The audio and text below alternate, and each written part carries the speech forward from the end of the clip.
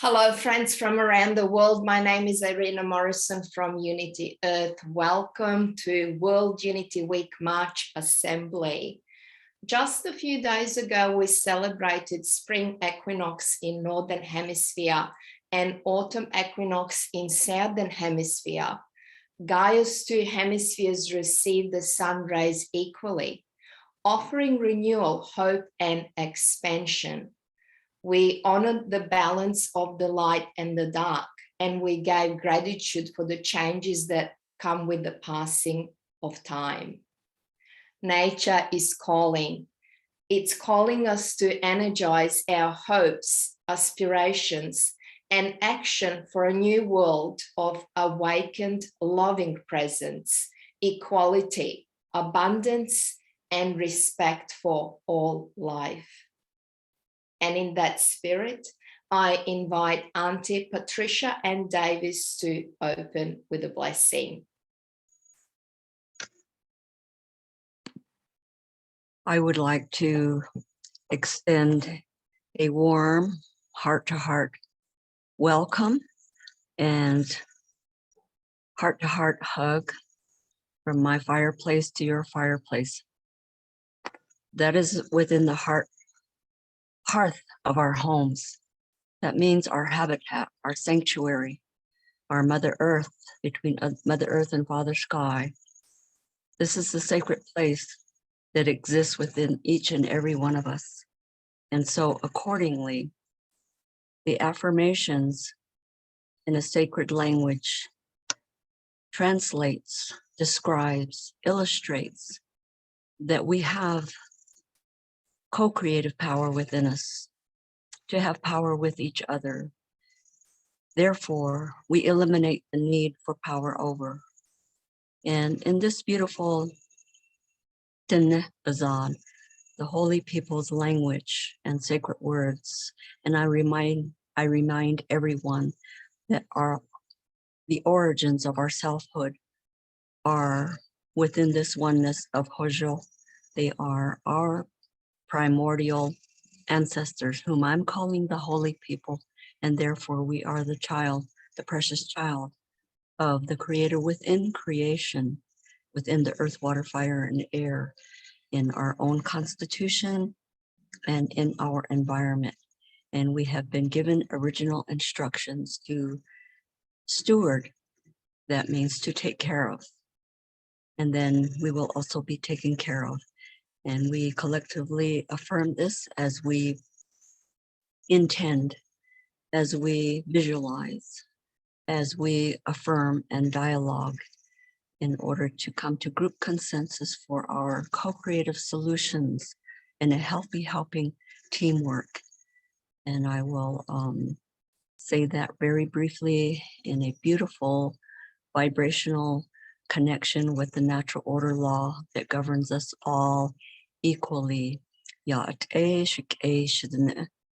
My spiritual family and relatives. Kudohojo dole nahasan hima chaje ashta diyen akiha diyen dene biyaje anshle doni hikle. And that is basically what I said in English, and closing here to begin the thinking, the planning, and the co-creative solutions for our collective survival with the will to love and the will to good and goodwill among all families and nations, the healing of nations. Ojo nahaskli, ojo nahaskli, ojo nahaskli, ojo nahaskli. All is restored to love and beauty and peace and joy and happiness and good health. Thank you, my relatives and my spiritual family.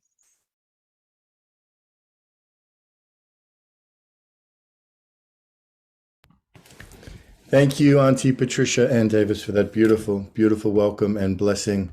So perfect to invoke the warm-heartedness of Mother Earth and of nature and of the will to good today as we gather for this March Assembly for World Unity Week.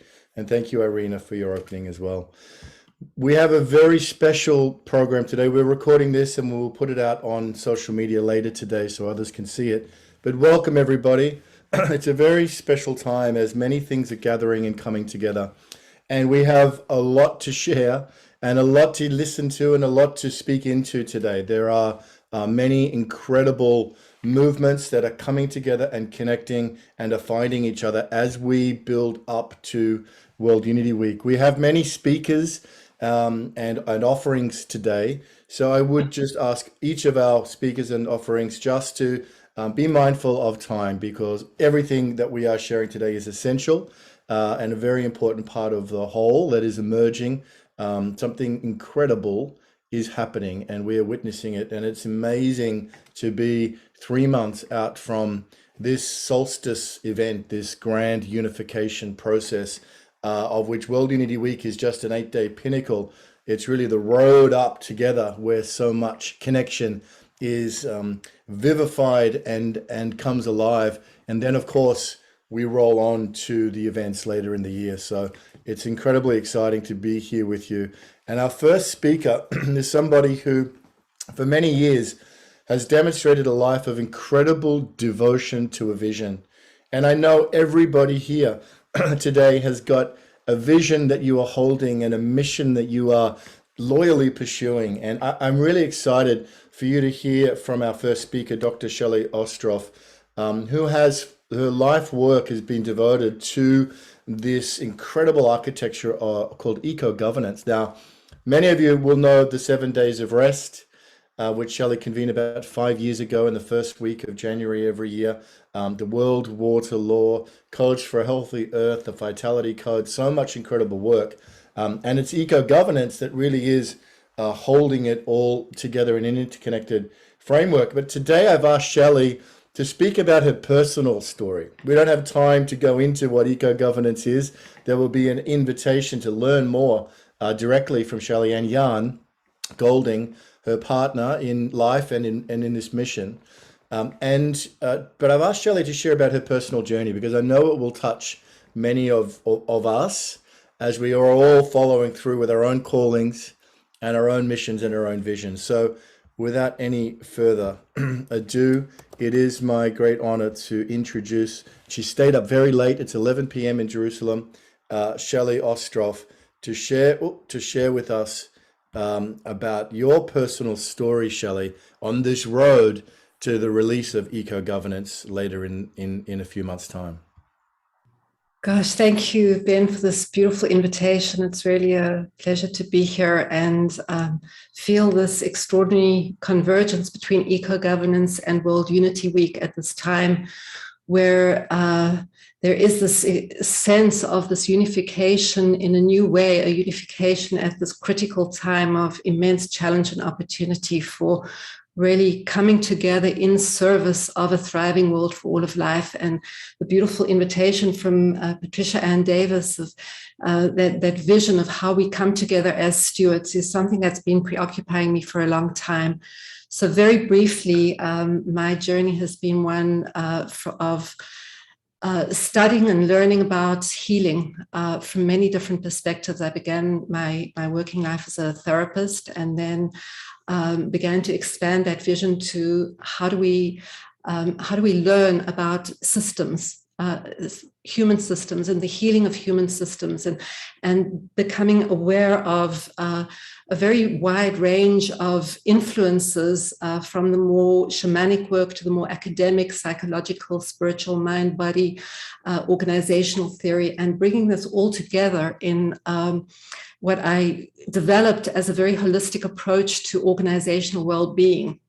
And so in this devotion to exploring why we are creating so much devastation and suffering in the world and what can we do about it, that journey led me to many different countries and opportunities for deepening this research. And I did a doctorate in 2000, which was called A Holistic Approach to Wellbeing in Organizations. And that journey eventually came to a very different path in the road when in 2012, I had a very powerful vision, and this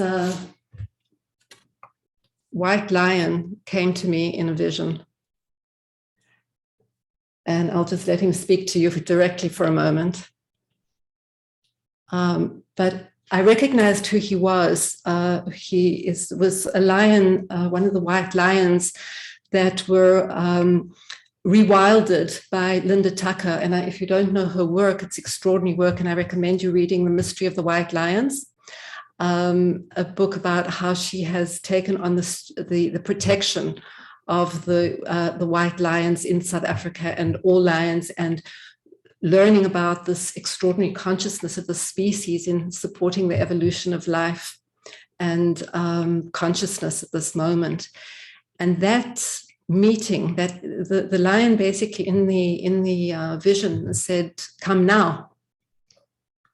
And it was such a powerful calling that I understood I was to go to Africa and to encounter this lion. And that encounter, it was very brief, but it changed everything about my life. And for the next 9 years since then, I've been dedicated to understanding what that meant. And through a series of quite powerful initiations and challenges and opportunities and research, I began to study much more directly what were the forces in the world that were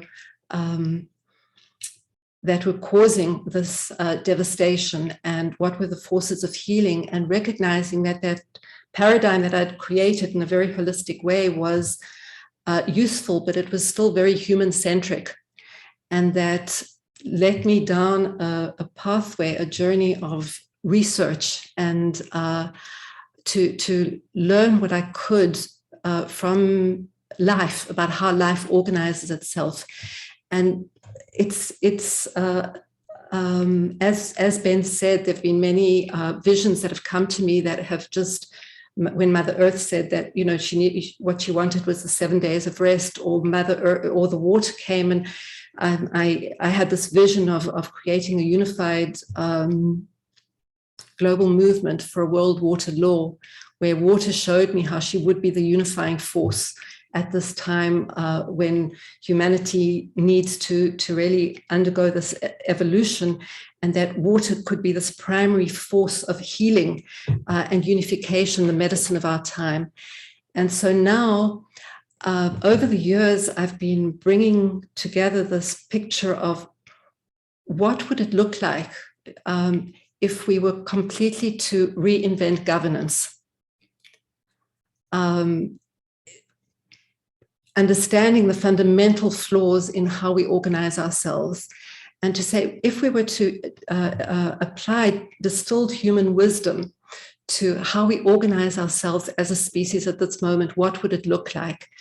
And over the years, getting a lot of information around it, researching a lot, becoming a hermit for many years, as in this deep research. So the offering today and the invitation today is to share with you this framework that has actually come into its fullest articulation for now as a presentation, which offers a template for redesigning everything about what we know about governance, seeing governance as something that supports the stewardship of life, whole system health, and realigning humanity with how nature organizes itself and distilled human wisdom. So there's a lot to say about eco-governance, and my hope is that just by sharing this little vignette with you, we will have the opportunity to go deeper into it. My sense is that eco-governance is intuitive, it's common sense, it's simple, and it helps us to remember what we already know, to articulate that which helps us to realign ourselves, to shift our allegiance, not to external authorities, but to go back to codes of the heart to the codes of nature. And as we all realign with the codes of nature and evolved human wisdom, we have this, we start to dance to the same rhythm. We start to dance to that same beat. And so it's really simple. And what is happening now is that I've been sharing this presentation with many people, including Ben and others who recognize it as a useful architecture that builds on what is happening in the world, all the extraordinary pioneers and many of you who are doing extraordinary work. It feels like we're all in the same field holding these unique gifts, and eco-governance offers a space and a template where we can all bring our unique pieces of the puzzle together in a vitalizing way and a simple way. So that's a very brief introduction, and I invite anyone who would like to hear the longer presentation to just send us a note, and we'll share that with you in smaller groups. And yeah, thank you for this offering to share a little bit here, Ben. Oh, beautiful. Thank you, Shelley. I know that it's not the most comfortable place for you talking about your own personal journey, but it's the courage. Thank you for your courage to come and share a very deep, private, personal experience that now is becoming, in the timing of this, much more open and much more public. And, you know, World Unity Week is decided to be a platform in which eco-governance can live and breathe and have oxygen. And I know many of us are already learning more about it and are with you on this journey to study more and internalize it more. One thing's for sure is that something radically different has to emerge. We can't just continue on incrementally changing. We can't just continue on with incremental, gradual, small changes. There needs to be a radical reshift and realignment of everything. And I think most people here feel that and know that. And eco-governance is a beautiful and brilliant offering. And I would encourage anyone to reach out to Shelley and Jan and book a time to learn more about it, because it is something, I think the more you learn about it, only good can come from that. So thank you so much, Shelley, for being with us and staying up late with us. And if you need to retire, I know you had a meditation prepared as well. We have a lot of content today, so I'm going to release you of that if you want to get some rest. But please stay with us for as long as you can. And if in the flow the meditation is available to be done, then that would be incredible as well. So thank you, Shelley, for being with us. Lots of love to you and Jan in Jerusalem. And thank you for staying up so late to share your personal story. That was really important, Shelley. Thank you. Okay, there is a space. World Unity Week is a convening space which magnetizes extraordinary aspects to it. And this year, it's been really remarkable what is coming into the field. Eco-governance is a big part of that. Many of you know Jonathan Granoff and the emerging work with human security and its redefinition.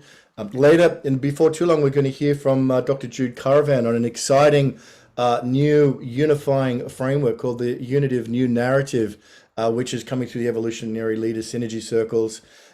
So many big, beautiful things are coming together, and they're finding each other at this time. And all of this, of course, makes total sense in the framework of the Holomovement. And for those of you who may know the work of David Bohm and the Holomovement itself, is about to become far more widely known through the agency of Emanuel Kuntzelman. So Emanuel and Laura are the founders of Greenheart. They are the co-founders of Purpose Earth, and they are Purpose Earth, as most of you maybe know by now, or if you don't, then it's good to let you know, is a primary sponsor of World Unity Week. And Emanuel is on fire for the Holomovement. Some of you may have seen his incredible speech about the bees a few weeks ago, which was recorded and sent out.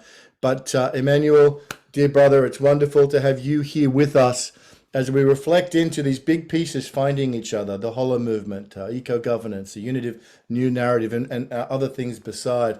But all of this is the orchestration of divine intelligence, and the Holomovement is such a powerful framework to understand all of this. So it's wonderful to have you with us, Emanuel, in the World Unity Week March Assembly. Thank you, Ben. It's always a joy to be here. Lovely to see all of you. These meetings always give me such inspiration and motivation to keep on keeping on. So just a joy to be with the World Unity Week community. And thank you for this opportunity to speak a few moments on the Holomovement. As many of you know, the movement of movements has been happening for a long time. And it needs, I think, a unified name. As Ben just said, something radically different needs to emerge in not only EcoGovernance, but in everything we're doing and our unifying process. And over the course of many years, I've been talking to lots of our colleagues and people here on the call tonight, suggesting that perhaps to unify this movement of movements, it would be useful from a sociological point of view to give it a general name. The term Holomovement, as Ben mentioned, comes from American physicist David Bohm, and he developed this term in a book he published in 1980 called Wholeness and the Implicate Order. Now, Bohm was a quantum physicist, and many people, including Ervin Laszlo, who I had a very interesting exchange today, have asked, what this is really a term from quantum physics. How does it apply to a sociological movement? In Bohm's idea, the Holomovement is really the ground of all being. It's the cosmic flux. It's the flow between what Bohm called the implicate order, which perhaps could be roughly translated to source, God, Allah, whatever you want to call the divine essence. Bohm called it the implicate order. Our physical reality is the explicate order. And the Holomovement is what ties it all together. It sends waves out to create the explicate order, and then the explicate order moves back and gains its informational and spiritual knowledge from the implicate order. And it is this weaving between the two that connects the cosmos, connects our consciousness with primordial consciousness and makes us one. And I've suggested that Bohm's term is applicable to naming a sociological movement because Bohm himself was a spiritual seeker, and he saw the need to unify humanity. He wrote books on proper dialogue, on creativity, and on consciousness itself. And so I think this term of a holistic movement towards oneness and interweaving our connection and our understanding of the nature of our source with our own consciousness, creating a hologram of our own consciousness, is an appropriate term to use to describe this movement of movements. And of course, I really feel, this is an important moment for us. How can you name the movement? The movements had so many names. Perhaps in the beginning, the term New Age was used quite a lot. The Human Potential Movement, basically founded by my good friend Michael Murphy, and many, many others. Ervin Laszlo has the Upshift Movement. It's the Unified Global Movement. It's Unity Earth. It's pro-social. It's so many things. But I'm hoping maybe having one reasonably deep, simple, single word will help us. Because when we go out into society and we talk to people who are maybe not so familiar with the consciousness movement, there's another name. And you're trying to explain to your aunt or uncle or your parents or whomever, what is the work you're doing? If at some point in the not too distant future, you can say, I'm contributing to the Holomovement, a movement of movements working towards holistic health, well-being, eco-governance, all the rest. So we have put this term out as an exploratory tour in our consciousness, offering it together in a decentralized, multi-centered, non-ownership sort of way. It belongs to no one, it belongs to everyone. It is all of us, and it's no one in particular. It's leaderless, yet it has many, many leaders and great deals of guidance. So it works together in the spirit of all of these great ideas that I've just tossed out here, of other names, other suggestions. And it's merely a suggestion, but it's also an attempt to unify, to help identify the basic principles that we stand for, so that we can better move forward and collectively message to the rest of society what's going on here. This is the great moment of the universal and singular shift in human consciousness. And I think it will help us all to identify a name, a movement, a sociological context of how we are all working together. I'm deeply grateful to Kurt Johnson and Bob Atkinson at Light on Light Press, who've accepted the idea to create a book, an anthology on the concept of the Holomovement in the spirit of David Bohm's physics and philosophy of what is the Holomovement, and then breaking it down into different parts, into cosmology, into eco-governance, and many other factors from many of our colleagues to help us move this forward with our understanding. So that in essence is the idea, and I hope it gives us some holotropic attractor in which we can all join together in a unity of vision and purpose. Thanks, Ben. It's always a pleasure to be here, and so appreciate these gatherings and your guidance, and onwards and upwards, and may the Holomovement support us. All right. Yes. Beautiful. Thank you so much, Emanuel, for this. You're on fire for this vision of the Holomovement, and that is impacting the field and lighting up many pathways. It's beautiful, and it's super exciting to see where these things are finding each other. These big ideas in the ideation streams are coming together and impregnating each other with more possibilities. It's super powerful. So thank you for that, and thank you for your incredible generosity and steadfastness, for you and Laura, who are supporting the field so devotedly, so lovingly. Deep bows and gratitude to you both, and Purpose Earth and all the teams at Purpose Earth. And this journey over the next few months is going to be a wonderful ride, and not in a small part thanks to you, Emanuel and Laura. Thank you. Ben, can I leave us with one quote from David Bohm, speaking of being on fire?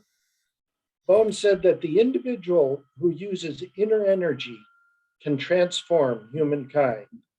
The collectivity of individuals has reached the principal consciousness of humankind, but they've not quite yet got the energy to reach the whole, but we can do it. Put it all together with the Holomovement and set it on fire. That's from David Bohm. All right. I think that it roughly paraphrased, but that was part of his later work.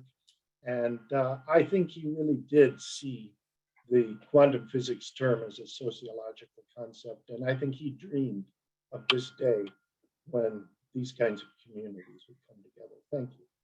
Put it together with the Holomovement and set it on fire. And of course, a Teilhard quote that so many of us are inspired by. When we learn to harness the energies of love, we will have discovered fire for a second time. There you go. Powerful. Yeah. Powerful. Oh, yeah, Thank let's you. light it up here. Let's light it up. We're going to continue to light it up now, Manu, with a good friend and another supporter and participator and creator of the Holomovement, and also someone we're very, very honored to have all the way from the United Kingdom, who's such an extraordinary evolutionary leader, author, weaver together of the science and spiritual perspectives in the most exquisite way, and who's here to share with us something new, something unitive, and it's a story. So it couldn't be any better for us than a new unitive narrative. And I am honored to bring in dear friend Jude Caravan, who stayed up late, well past her bedtime maybe, to speak with all of us. But thank you, Jude, for being with us at the March Assembly of World Unity Week. Oh, well, thank you, Ben. Thank you, everyone. It's been inspiring to be here in this space with everyone. And thank you for everyone who shared so far.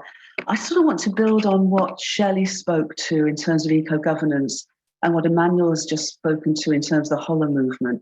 Because over the last few months, within one of the synergy circles of the evolutionary leaders, the one which is the SDGs Thought Leaders Circle, there was a really high level of consensus that to enable us to come together in World Unity Week, within the Holomovement, within EcoGovernance, and all the initiatives that we're coming together with, that a unitive new narrative to underpin and frame all that we do would be helpful.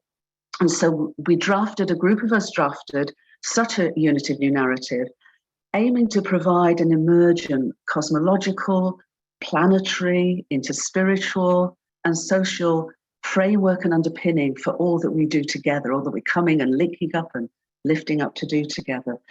And when David Bohm came up with the Holomovement all those years ago, his deep insight was this sense of the explicate appearance of reality emerging from a deeper implicate realm of causation. But then he didn't have the evidence. It's taken another 40 years, literally to the last few years, to provide the evidence basis for such a perspective of unity and unified reality. And so unitive new narrative speaks to this evidence-based convergence of science and spirituality, where the appearance of reality emerges from that deeper level of causation, and where our universe exists and evolves as a unified entity. It literally embodies an evolutionary impulse to evolve from simplicity to complexity. And what the unitive new narrative speaks to, this convergence of evidence-based awareness, is that humanity is part of an evolving and sentient universe. We are part of an evolving and sentient planetary home, Gaia. And at this time, with the unitive new narrative, with all that we do together, with the Holomovement, with EcoGovernance, with so much else that we do, connected, joined by people such as the wonderful John Raymer and all that signed us, many, many others, we can actually have this evidence-based unitive new narrative to underpin us, to frame us, to empower us, to facilitate us, to inspire us, because this is now not just a science of the intellect, this is a science of love. This emergent understanding is a science of love. It's one that the great narrator of human experience, Joseph Campbell, spoke of as being the foundational conversation of our time, in that it shows us that we truly are part of a cosmic hologram of a universe, part of a cosmos where mind and consciousness isn't something we have, but literally what we and the whole world are. So with that understanding, we can literally join up, link up, of unity and diversity, and beyond that, unity and belonging, to realize that we belong. We have meaning and purpose, as does everything in existence. So we belong to each other. We belong to ourselves, each other, our planetary home Gaia, and our entire universe. So what an amazing time to come together. Founded on a unity narrative and coming together through the Holomovement. And of course, the Holomovement shows us how holons join up together. They are all fractals of the greater whole. And the EcoGovernance shows us how to bring that into practice. And it is the interbeing of all that we are. So thank you, Ben. Thank you, everyone. And I'm just delighted to be on this great journey that feels like a journey of homecoming, into the wholeness of who we truly are together.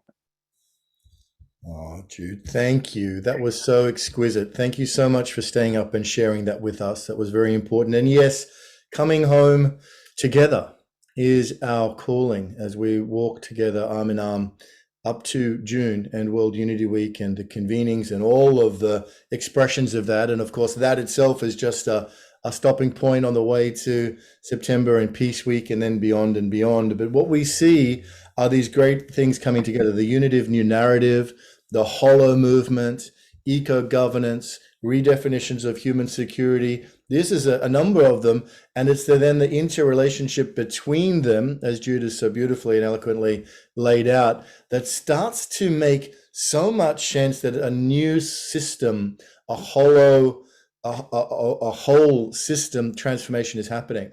And it's happening through the story of the unity of new narrative. It's happening through the practical application of eco-governance. It's happening through the philosophical and social evolutionary force of the Holomovement itself. And it's happening through the skillful, artful genius of redefining human security to be meaning actually all of the needs that the whole planet has for flourishing.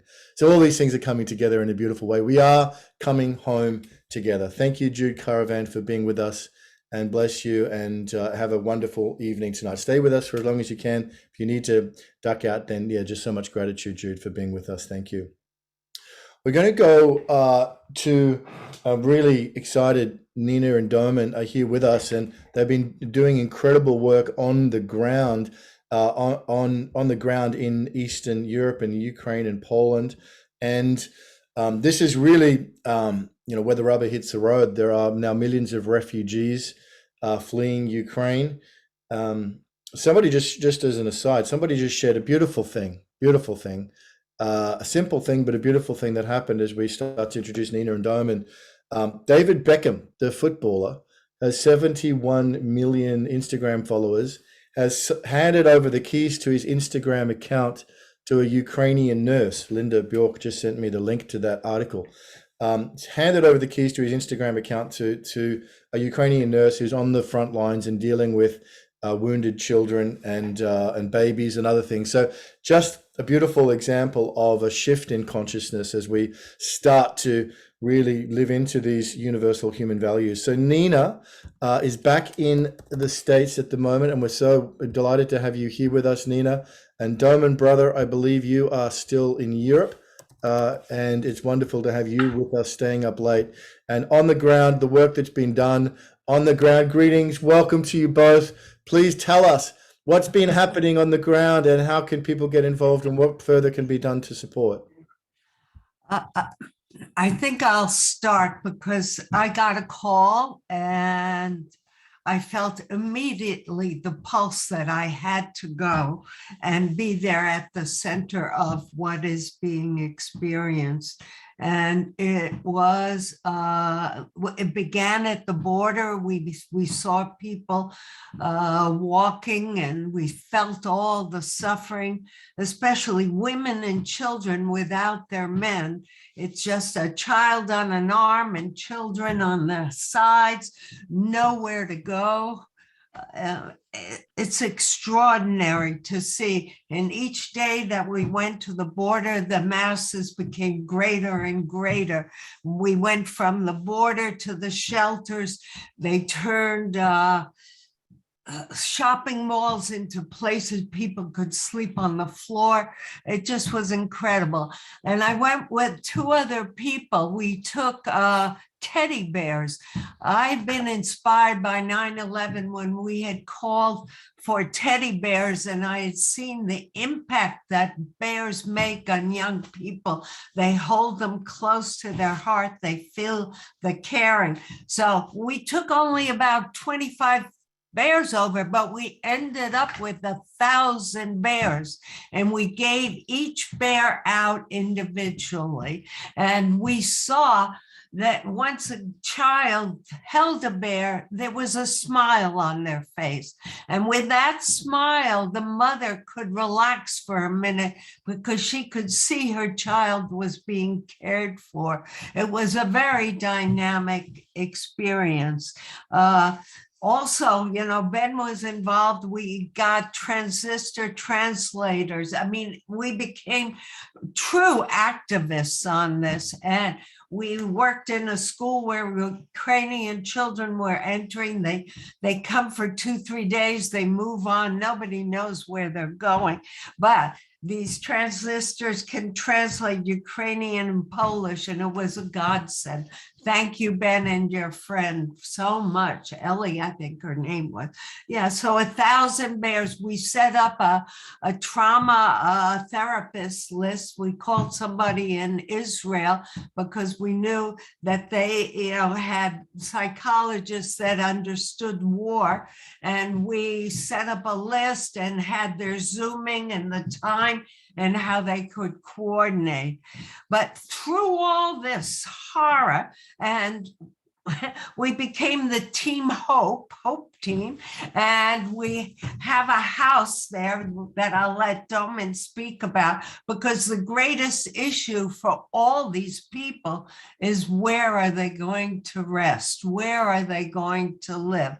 It's just an incredible scene to meet people that don't know where their life is going to take them. I mean, imagine a young girl we were speaking to, pre-med student, yeah, owned a small business, heard a bomb go off in the middle of the night, grabbed things, ran for 3-4 days, walked over dead bodies, didn't know what was going on, you know, gave up her life's dreams, you know, and that's what it's like.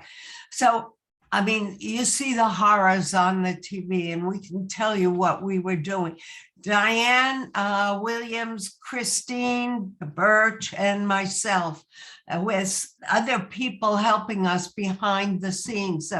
I'm looking at Becky and Dot and Fumi and all of them. They were buoying us up. We felt it. So we were doing the teamwork. It was like we weren't there alone at all. We were actually, you know, really, it was like we were evolutionary revolutionaries. We never stopped, and we could experience the oneness of what was going on. And in that process, you know, as I stood back, I started to reflect, what is this? Yeah, and it felt like the epicenter of world change, and like volcanic, with rays of terror and lava coming out. But in the center of that stands Zelensky, you know, and if you listen closely, he speaks of world peace. You know, he is a true leader. And not only that, if you look at his parliament, they're all under the age of 45. They had dreams. They talked about a new reality, a new governance, and they wanted to model something great for their own country. So they're holding something, and it's erupting terribly. And I also want to say, before I turn it over to Domin, that the Polish government was incredible. They came to the rescue. They set up food lines, medical places, clothing. They passed a law that for the next 18 months, every refugee that enters their country will have full social services. They have really opened their hearts. And then yesterday I found out there are 100,000 orphans coming through the borders. 100,000. You know, we're in touch with government officials. We worked with Rotary, etc. They don't know what are they going to do with these children, and they have to be careful because of trafficking. So you can imagine, there is this terrible horror, and then there is this beautiful experience of unity, of caring. And behind us, we had a GoFundMe going, and we raised so much money. It doubled, it tripled of everything we asked, you know?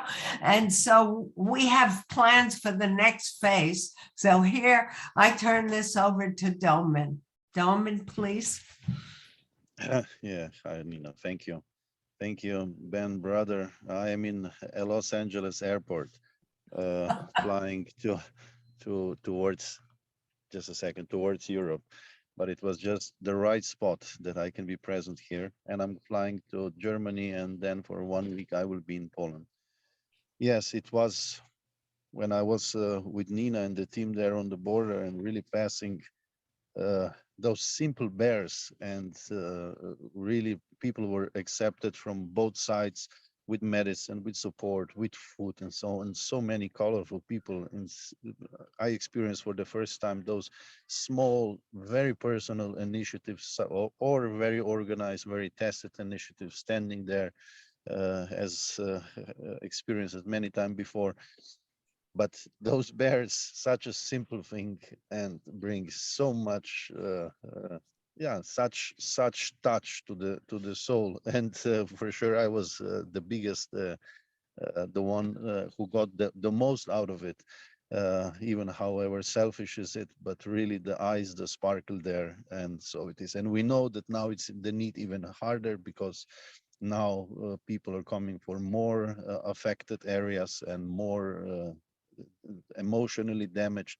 So I know many others are doing the work, and I said we have to organize and maybe even be constantly present in that time. And there is the biggest city, Krakow, and I know, Nina, you went there over the train station, because there are people all over, and that we would organize maybe this, they would be there available constantly, as it is a simple thing. But I must tell you what I'm sharing from the very beginning, that it is because I am a holistic thinker, and being here also in the States, and this, it is like Nina is saying, she sees more colors, I see more danger in some way, and the world is really speeding up. So the tests, the opportunities are also faster on all sides, and really how to be able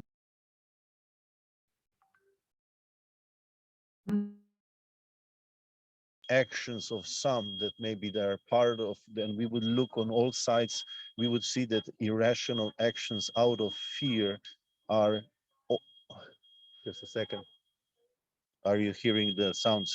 That's the airport hustle, are everywhere, and they are for decades there. And how we can go over that we don't mix level of fight when it's so clear, the devastation and that, and how we could in next months and years really step on the level that we're all feeling here, and not allow to be abused the moments of weakness in hearts and so on for some other agendas. That is the challenge, and I don't know the answer.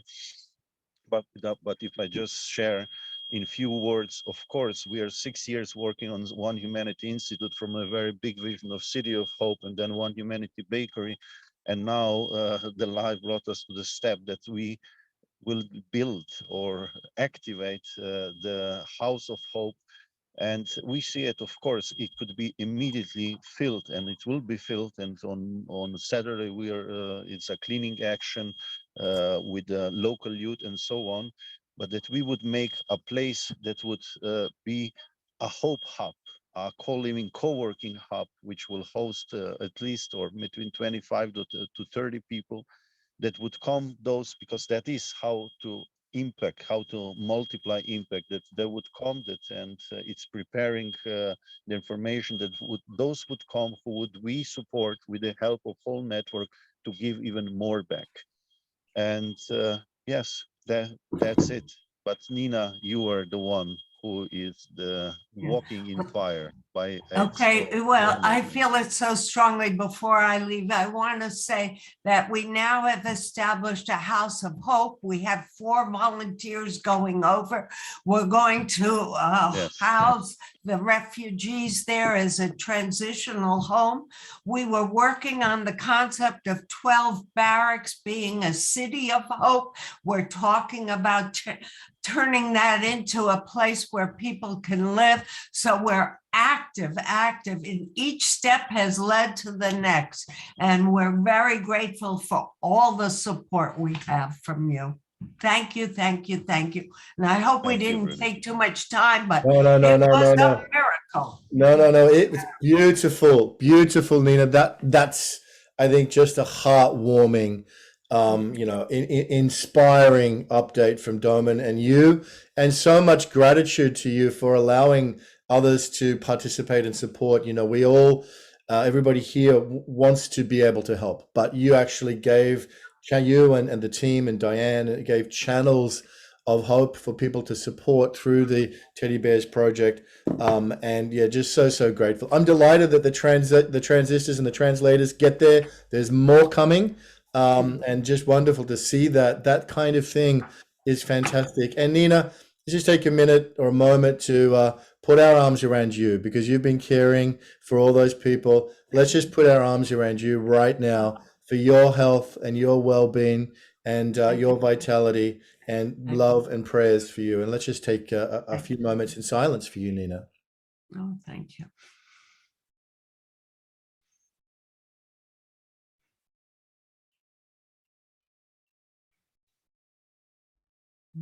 Thank you. All right, on we go. So to share with people that I got COVID, you get run down. I got COVID in the end. And so that's where I'm at right now. So that's why we're doing this. But please know, I'm going to put the link in for donating if you're interested, and feel free to contact us. This is a growing project and I'm very, very grateful. Thank you. It's the call. Bye-bye, Nina. Bye-bye. Wonderful. Well, yes, it does take money. It does take money to fuel this. And same the project on the border, the Teddy Bears project, the work of humanitarian, all of it, there is a cost there. So it's a good segue for me to just express my deep gratitude again to the co-sponsors for World Unity Week. And we have a new one to announce very, very soon. But of course, as you know, primary co-sponsor Purpose Earth, another co-sponsor Sacred Stories, Ariel, Patricia, and the Common Sentience Project. And I know we're up against time here, so I'm going to go straight to Ariel, who has an author very in tune with our theme today. And Ariel, welcome. I know you're late up over in Europe as well. Thank you for staying with us. And we're really excited to have your guest, Ana Marie Vasquez. Ariel, welcome. Thank you, Ben. I'm super excited to be here and to welcome Ana Maria Vasquez to the Unity Earth World Unity Week group. I mean, it's just so incredible what everyone is doing. And if you can bring Ana Maria on for a moment, and I'm actually in South Africa now, so I'm in South Africa. I'll be back in Europe next month. But Ana Maria, welcome to World Unity Week. Welcome to, I mean, this is your first introduction to these, incredible people that are doing some deep work. And I'm excited to welcome you because you do deep work as well.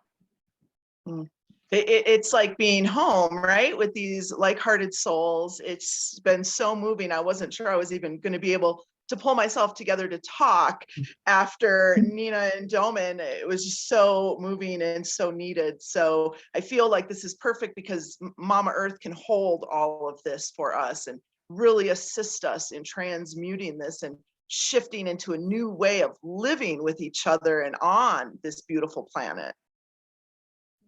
Yeah, absolutely. The Ana Maria is the author of our new book, Nature, Divine Experiences with Trees, Plants, Stones, and Landscapes. And this is actually a celebration because today is the launch day. So the book Nature, and so when I joined and Shelley was speaking about eco-governance and the relationship with nature, I was like, this is just so incredibly perfect. What I'm excited to share about Common Sentience and why I come on every month to talk about it is because as everyone is sharing on this program is the deep work that we're called to do, and the deep work that I'm called to do, and that Ana Maria has joined me as well as the other authors such as Sister Jenna, who was on, Irina, who was on, and so forth, is to pair the wisdom that we have of these different spiritual experiences, phenomenon, with our personal mystical experiences. And Anna Maria is the author of Nature. What I wanted her to share, which I thought was really beautiful and perfect for the theme of unity, was her how she approached writing the book Nature, because I think it really speaks to the essence and the importance and the way that we can walk in the world, and the way that everyone here on this call obviously is very tuned into. But Anna Maria, if you could just take just a moment and share how you approached writing for being nature's voice really in this book. Yeah, I feel like it was so synchronistic to be here during the conversation about the eco-governance, because it was my main intention that it wasn't just my words that came through, right? Like, it was so important that it was the earth itself, that it was the natural realm speaking, because in that listening for what nature wants to share, that's that shifting from doing things to the earth and to the natural realm to being in sacred collaboration with that sentience in whatever form it is, be it a rock, a tree, a landscape. And it's a new way of living on the earth. And so I didn't want to rehash the same old thing of another human going on about their perspective and their opinion, but rather taking it into the listening and bringing through the wisdom that nature has for all of us, and all of us are wired to receive that. So when you go through the book, you feel that resonance, like, I already knew that, even if I didn't know I knew it. It really is a beautiful process, and I think it's a model, and I think it speaks to the unity that Unity Earth and World Unity Week is all about, and I think how we're all coming together. It truly was a collaboration, and during the writing process, and Anna Maria and I would be in conversations, she would say to me, I'll need to take that into the listening, and I'll get back to you, or I'll see what nature wants to say, or I'll see what the stones want to say. And it was really a really beautiful process. And so I wanted to spotlight that in here, in the coming home together, that we're all coming home together. And Mother Earth, the natural realm, is very much a part, right, of who we are and our home. The other part of Common Sentience, and we just have just a moment, I know, but the other part of the Common Sentience books is that it not only pairs the wisdom, it pairs the personal mystical experiences, because I feel that's been my journey, and as I know of many other people, it's the actual story. So even as Nina was talking, and she was telling the stories of the children, right? I mean, we engage, we connect, we care when it becomes personal, when we get to know the stories. There's some incredible stories of people's experiences with the trees, with water, the water spirits that have come forward and asked for collaboration in the healing of the waters. There's been great healing from people where nature has assisted them in releasing their grief over their loved ones that have passed. I mean, it blows my mind when I'm reading these. There's a story of a grandmother and a tree that became a sentinel tree. Her two-year-old granddaughter got some disease. They didn't even know what it was, a mystery disease, and passed. And the tree that held them. So many stories that speak to our relationship with the earth. And so, Anna Maria, I was just to illustrate the power of storytelling, if you could just take a moment to just read a short passage of one of the stories that have spoken to you. Absolutely. Yeah, this story is called Surrendering to Freedom, and it was written by Dan Eierman. And I'm just going to read you a couple paragraphs. This is our storytelling session. So, my only chance of surviving was to reach that nearby rock. Summoning whatever strength I had left, I swam towards it with focused determination. 3 more arm lengths to go. Keep going. 2 more arm lengths and I'll be safe. Extending my arm for that next stroke, the forces of the river grabbed me by the waist and pulled me under again. Any remaining hope I had sank into the dark water along with my body. My muscles were out of fuel. My emotional wiring was fried, and my mind was devoid of any more ideas. A somber thought emerged. I don't think I can do this. With nothing left to give, I surrendered into complete stillness, engulfed below the rapids in the soundless depths. The river held me, weightless. Time dissolved into nothingness. In the darkness, faint, golden, geometric shapes started to form in my vision. The novelty of these images stirring to life behind my eyelids prompted a genuine curiosity, drawing my focus away from danger and into a sense of calm. If you want to know how that story ends, I encourage you to grab a copy of Nature, Divine Experiences with Trees, Plants, Stones, and Landscapes. Today, like we said, is our beautiful launch date in this equinox, spring equinox season. And the book is available worldwide. And my intention is to help humans remember their connection, because our power is there. It creates a shift that empowers us to live in a different way. Beautiful, beautiful. So great to meet you, Anna Maria. Welcome to World Unity Week. We're delighted. Congratulations on the book launch to both of you, Ariel. And it's so amazing that, you know, nature is just right in the field for all of us. I know there's lots of comments in the chat of people going, yay, amazing. They want to connect with you. They want to get the book. Particularly Danielea. If you don't get to see Danielea a little bit later today, then very good for you to connect with Danielea from the listening field. It's her work is connecting to the nature elders, and it's also an important part of World Unity Week. Obviously, eco-governance, everything that's coming at the time, it's unmissable. And we call today's theme "Nature is Calling." So thank you for being with us, and all the best and blessings. And we'll see you on down the road. Ariel, get some rest. Have a good night's sleep. Thanks for being with us. Stay with us if you can. And thank you once again for your support. Very, very important. It is very important. Thank you, Ariel. Thank you, Anna Maria. Take care. Blessings and good luck with the book. We have, wow, we're crammed. We have an abundance of beautiful offerings and beautiful sharings. I am delighted to announce that we have a new co-sponsor as well. I'm very, very grateful to Olivia Hansen from Spiritual Life TV, who has come forward as a World Unity Week sponsor on the way up to Peace Week 2022. And Olivia, so delighted. Thank you for your spiritual support and your emotional support and your financial support.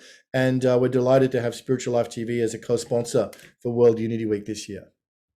Oh, Ben, it just gives me great joy to once again support this effort. It is so wonderful of the outreach and bringing it in for unity and collaboration in our world, which is so greatly needed. So, you know, I have the Synthesis Foundation, which focuses on the oneness of life and does a work with wonderful organizations like Unity Earth. And then I also have, as you mentioned, Spiritual Life TV channel, which shares practical wisdom for spiritual living and oneness. And so right now I am creating a new video film with my friend Justin Wilkinson, who does these gorgeous videos. And this one is on Know Yourself. Discover the 7 rays of life that compose you. So we all know that science says everything is energy. And the Ageless Wisdom teaches us that there are 7 types of energy that make up the whole world and thus make us up. And so the 7 rays have different vibrations and qualities and colors and notes. And these energies make up our soul, which can reveal more about our purpose in life, and our personality, which can give insights into good career expressions and outward expressions. And then they also express through our mind and our emotional body or astral body and our physical etheric body. So these are energies that have these qualities, vibrations. And when we understand the qualities more, we can understand ourselves. And we're these unique combinations of these energies. So it's helpful because this brings us this unity and diversity. We have the diversity of who we are, but it also brings us back to the one human family of which we are a part of.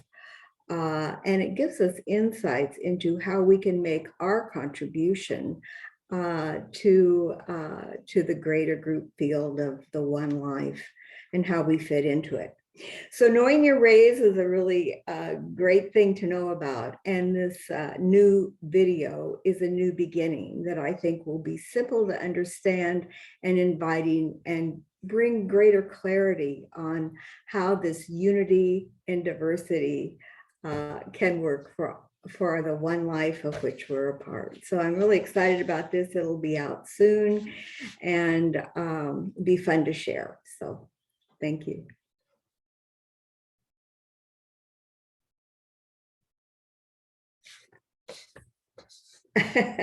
Ben, are you there? I am. I'm just struggling with the mouse to get the spotlight working, Olivia. I'll be with you in moments. Here I am. Fantastic. That is amazing. And know your rays. I look forward, Olivia, to having that video shared out widely when it comes, and also featuring it in World Unity Week. So again, it looks like a beautiful day where you are, by the way. I love the blue skies and the tree outside. Looks lovely in blossom. So thank you for being with us. Thank you for sharing your light with us, Olivia, and thank you for your support. It means a lot to us. So yeah, deep gratitude to you. And we look forward to you being a part of World Unity Week. It's all in. Everyone leaning in to see what we can do when we come together and act as one, lift as one. And someone who has been a really key partner over all of this journey is Adil Kassam from Unify. Our friends at Unify, we love you guys. You do amazing work. You reach millions of people. And together, we have been mandated to work together and to get this done, brother. So thank you for staying with us. You're looking good. Tell us, Adil, what are you inspired about? What's your message? What's in your heart? What would you like to share today? Wow, so much. First off, thank you for all of the speakers beforehand. It's like I'm sure, like many of you, I was really moved by that, and also it was an honor to kind of see it unfold with the teams on the ground in Ukraine, in Poland. Sorry, Jimmy Twyman, and what happened? What a crazy thing, hey! Like on 2/22. Our family did the prayer and for world peace, and then 2 days later, Russia invaded. So and just feeling this family, it's like, okay, so maybe God works in mysterious ways. Perhaps this is actually the catalyst for a global peace movement, a world peace, like a truly globally held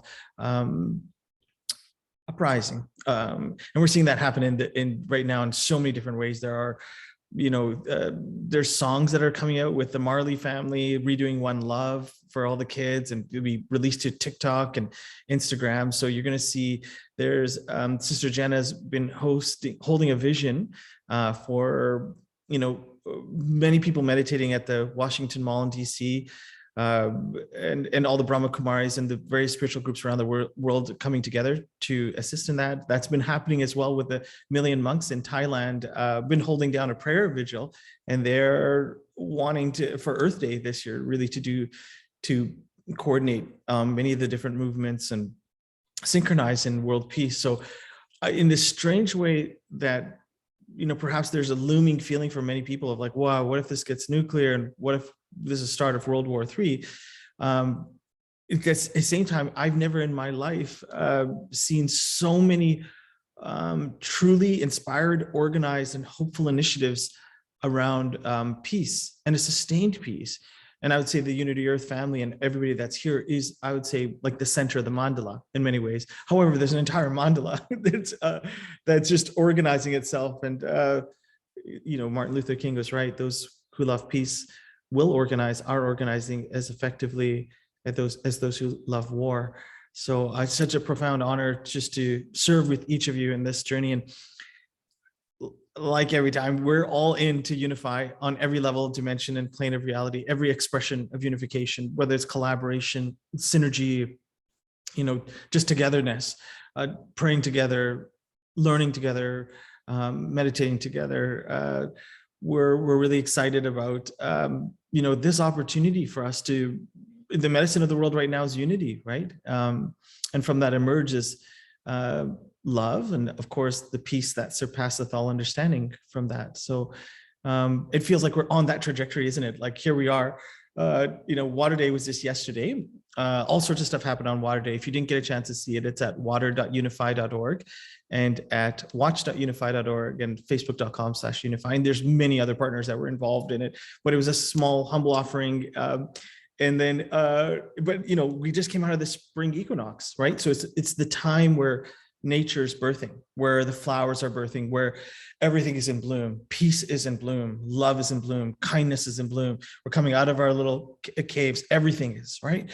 And you can feel that. You can feel the spirit of that across all of nature and all of our humanity. And just like we've been able to rely on the solstice and equinoxes since time immemorial, we can rely on the sun rising and setting. This is God's great covenant to the human race and to all of life, that the light prevails, the light will continue. And so just from the bottom of my heart, for all the humble, private, quiet things that you do for peace, even in your own prayers and those ripples, to bringing teddy bears to the front lines or funding people getting bulletproof vests, whatever it is, I just from the bottom of my heart, thank you for your heart and your contribution to each and every one of you, to what you're supporting and what you're holding on to. And the thread that you hold in this interwoven tapestry with us, it's a strong tapestry. And so I just, in the strangest way, have every faith that, we're not in World War III yet. And maybe the world peace movement, it's been in its gestation for all these years. And now it's like a biological imperative, right? Like it's our dharma, it's our service. It's why many of us incarnated here, was to, raise that white flag, to raise that flag in our own hearts, but also to carry the seed of that for all of our friends and family that might be struggling with what this means. And indeed for those that are suffering on the ground. So we humbly intend to play the deepest role that we can in unifying every aspect of the peace movement, every organization, every video, every initiative, every project, and work with you in organizing it. It'll be birthing now through each of these days, but definitely we'll see, if we're in the spring equinox now at the height of summer solstice, June 18th to 26th, specifically on the 20th, 21st, and 22nd, World Refugee Day, World Yoga Day, summer solstice, and I don't know, the magical, mysterious day on the 22nd, 06/22/2022, there will be inside of a culminating event in that entire week. We're watching so many organizations be like, we're all in for all life. Where do we sign up? Let's go. And I encourage each one of you that's here.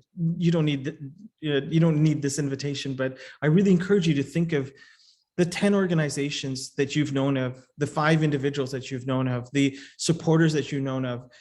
Now is the time to unify.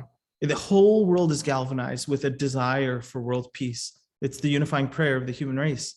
So it's the time now. Call those people in. It's plenty enough time as well at this gestation moment, this birthing moment of spring, to culminate at full sun during World Unity Week. And so just want to declare our all in, and then we go right from there to the next fall equinox, which is Peace Day, right? September 21 is Peace Day, and that entire week. So we're on the synchrony of this beat frequency together.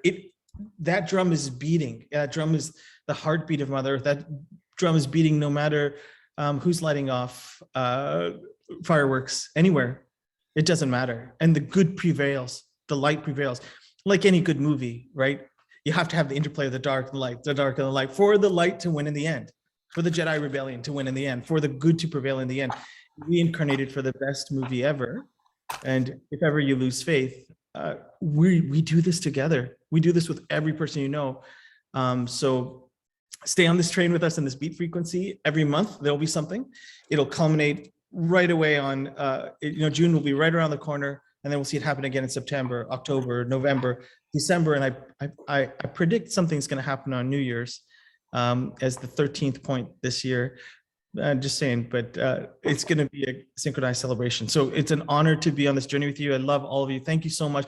Please forgive me upfront for if I haven't responded back to you. Sometimes we have an entire team fielding things that are coming in, and sometimes things boil up to me and sometimes they boil over to other team members. So we're doing our best, but if there's any serious correspondence that you need to make sure our team is engaged in, always first name at unify.org, Adil at unify.org, Tammy at unify.org, Ian at unify.org, and send it to a few of us.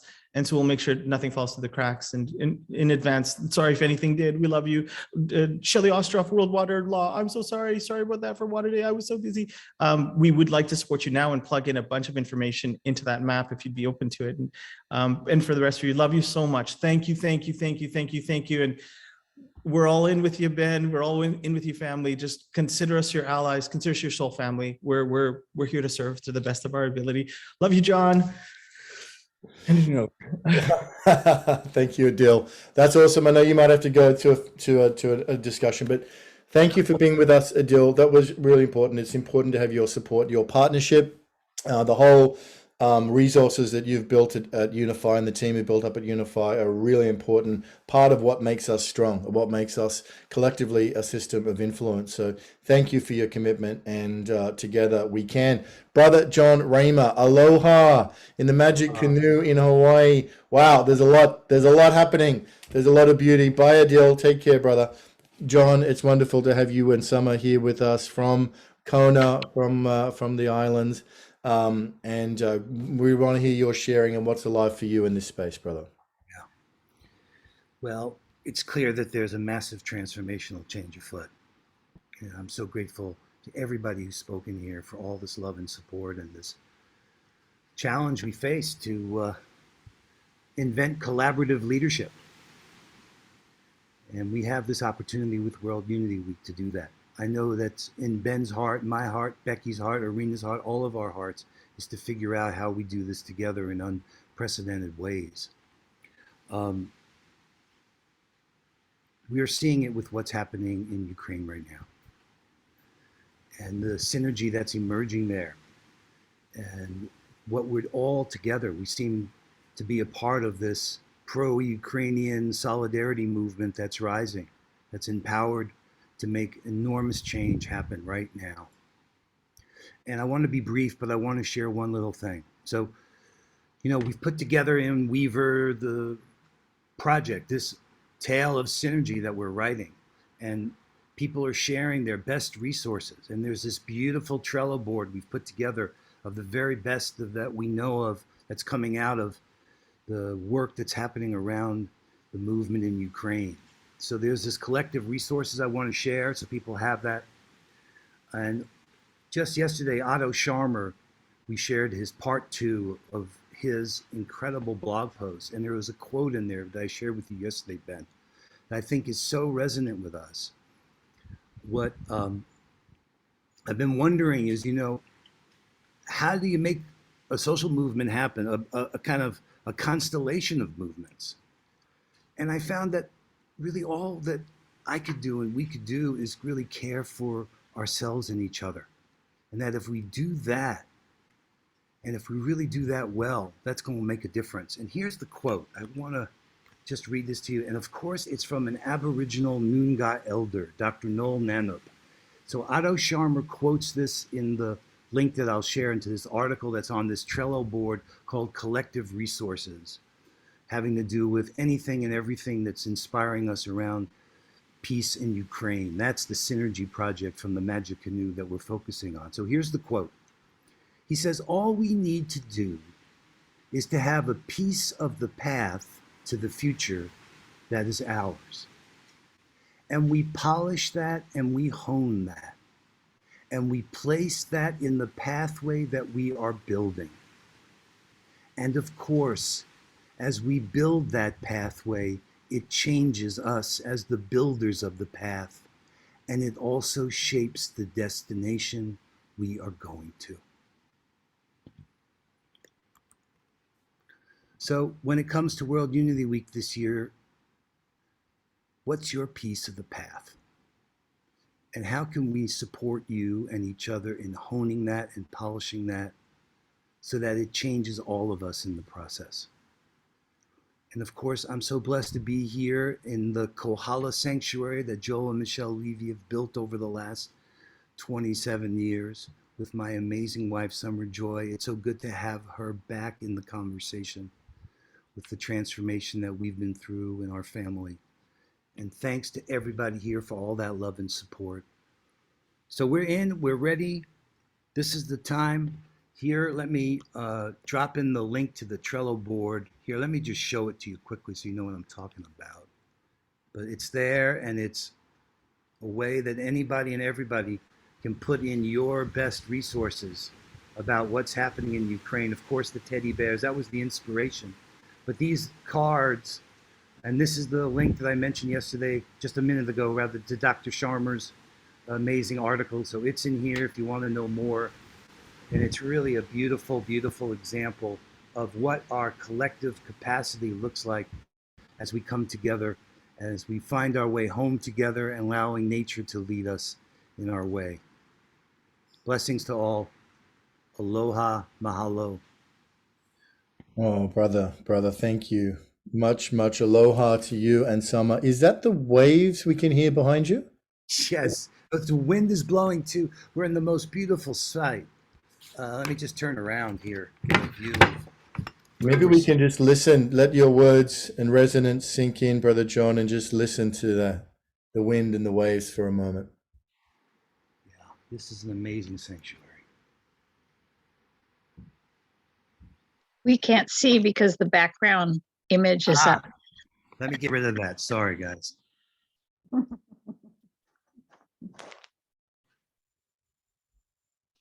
on. I need to see it to get rid of it. And where John is, that magic canoe is behind him. He can't get rid of it for the life of him. I love the magic I'll canoe. share. I'll share. Okay, thanks, baby. Partnership. Ed Summer. Where is Summer? Right here. Can you? Oh, there's Summer. Thank you. Oh, wow. Gorgeous. Gorgeous. We were all over the world. Look at that in Hawaii. Magnificent. Beautiful. Yeah, and as John, you were talking, you could hear the wind and maybe the waves behind you just rising and falling. It's exquisite. Nature.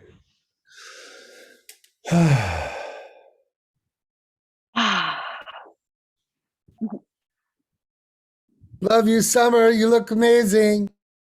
She is amazing. Thank you, Gary. Love you. Well, you know, that voice, I recognize that voice. That sounds a little bit like Gary Melkin. And Gary, we still have some beautiful, beautiful content to get to. We're going to be hearing from Dr. Kurt Johnson, Deborah Moldow, LauraSa. We're going to be hearing from Danielea, and talking about this release of Trends magazine, which happened just a few days ago. There's so much sharing to be done, but we want to take a pause just to have a little bit of music, brother. Would you treat us to a little bit of music? Yeah. So I have two things. One is an attunement, The Edge of the Unknown with Sarah, that I think would be really great to experience as a centering device for all of us. And the other one is a short 3-minute prayer for courage that I scored of Marianne Williamson. And I think both would be really useful medicine for this gathering today. So you can either experience them both at once or just one at a time. But I'd love to do both at some point if it's possible. Both at some point is definitely possible. Today, let's go with a 3-minute prayer. Okay. That sounds beautiful. All right. So then let's all take a moment. This is our prayerful moment. Let's all feel, as Teresa says, feel our feet on the ground. Let's take 3 breaths together as I share the sound of this. When I was with Marianne Williamson in New York about more than 10 years ago, and we asked her to record her famous Deepest Fear quote, but then we also gave her the opportunity to share something else. And I think it's really perfect to actually share this now. So let me find it. I'm almost there. And thank you, Ben, for the opportunity. I've missed you guys. I've been immersed, but really happy to be here. And I love you, and I'm never not with you. So here we go. There it is. Okay. So let's just be ready for this and close your eyes if you are, if it would deepen your experience, because there's nothing visual here. Okay. Here we go.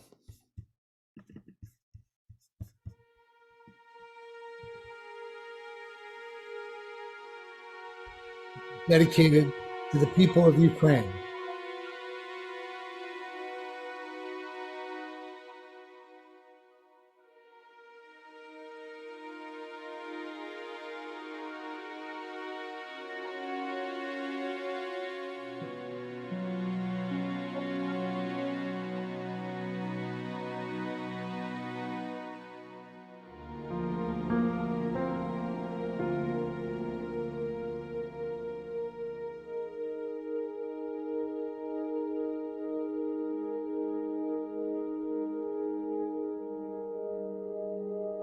Dear God, I face that which scares me.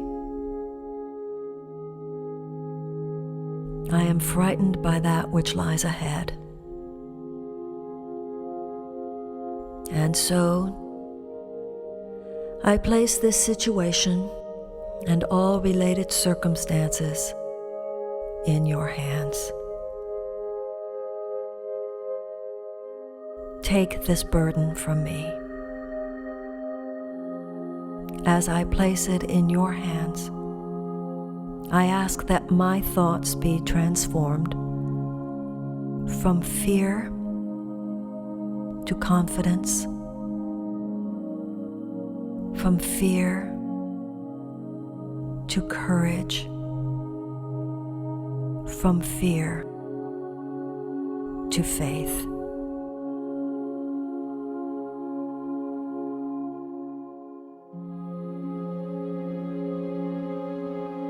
May angels be to my left and to my right,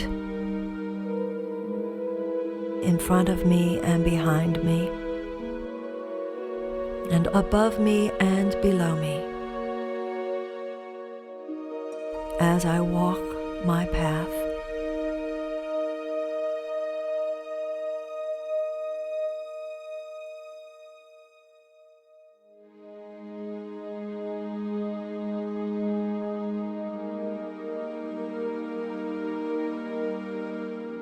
Dear God,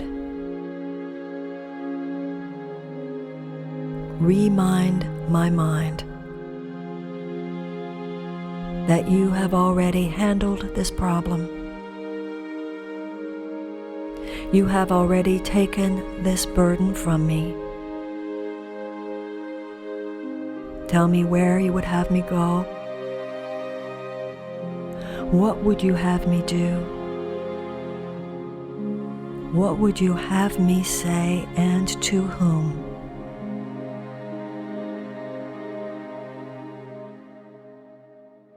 That my life might be a bridge from the problem to the answer. And so it is. Amen.